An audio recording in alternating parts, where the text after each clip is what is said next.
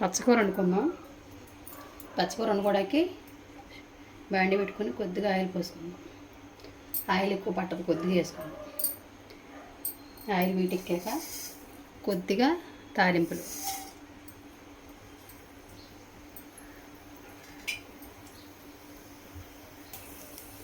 తాలింపులు వేగినాయి కదా, ఇందులోనే ఉల్లిపాయలు పచ్చిమిరపకాయలు వేసేసుకుందాం.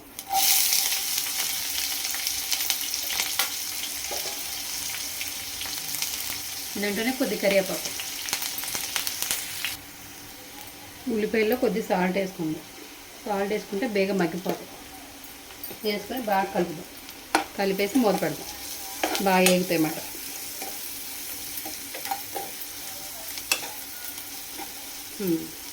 కొద్దిగా మగ్గనిద్దాం. మూత పెట్టేసుకుందాం. ఇది పచ్చకూర.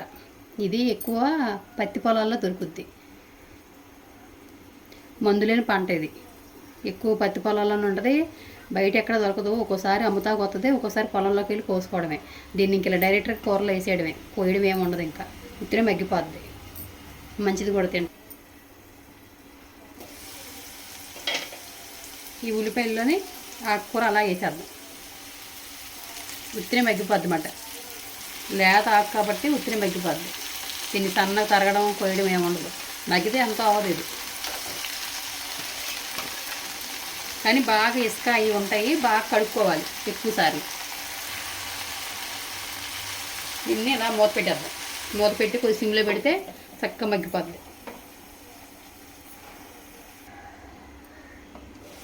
ఒకసారి చూసారా మూత పెడితే ఎలా మగ్గిపోయిందో. కొద్ది వాటర్ వస్తుంది, వాటర్తో మొత్తం మగ్గిపోద్ది ఆకుకూర అంతా. దీంట్లో కొద్దిగా పసుపు అన్నీ వేసుకుందాం. సాల్ట్ కొద్దిగా వేసాం కాబట్టి చాలా తక్కువ పడుతుంది. సాల్ట్ తక్కువ వేద్దాం, ఎందుకంటే ఎక్కువ అయిపోద్ది కూర. ఎంత అవ్వదు కాబట్టి సాల్ట్ కూడా తక్కువే పడుద్ది. మనమేమో కూరను చూసి ఎక్కువ వేసామనుకో ఉగసం అయిపోద్ది కూర. కొద్ది పసుపు,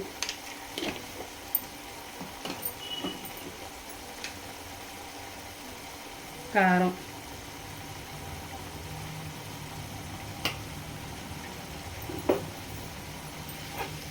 దగ్గరికి ఇలా ఉల్లిపాయలు వేసి ఎగిరి పెట్టుకోవడమే దగ్గరికి. అంతేగాని దీన్ని ఇంకేం చేయరు. కొంతమంది వేస్తారంట, పప్పుల్లో వేసుకుంటారంట. కొంతమంది ఏమో చిన్న చిగురు అలాంటివి ఏమైనా వేస్తారంట పుల్లగా. నేనైతే ఉత్తిగిరే ఉంటా, బాగుంటుంది, కమ్మగా ఉంటుంది కూర. కొద్దిగా మగ్గనిద్దాం.